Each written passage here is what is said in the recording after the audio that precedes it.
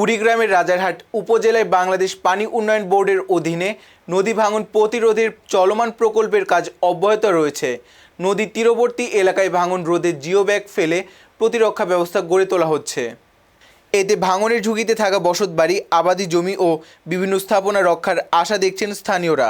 তবে প্রকল্পের কাজের গুণগত মান নিয়ে এলাকাবাসীর মধ্যে সংশয় দেখা দিয়েছে।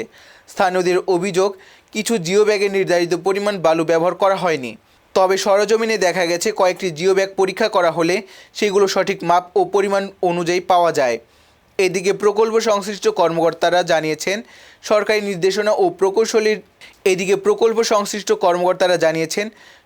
নির্দেশনা ও প্রকৌশল নীতিমালা অনুসরণ করেই কাজ পরিচালনা করা হচ্ছে।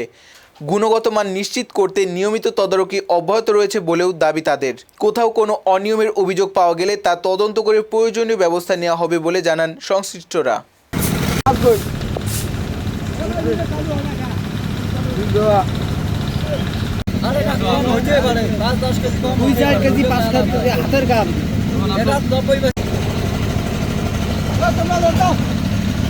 তোমার কাম করেন না।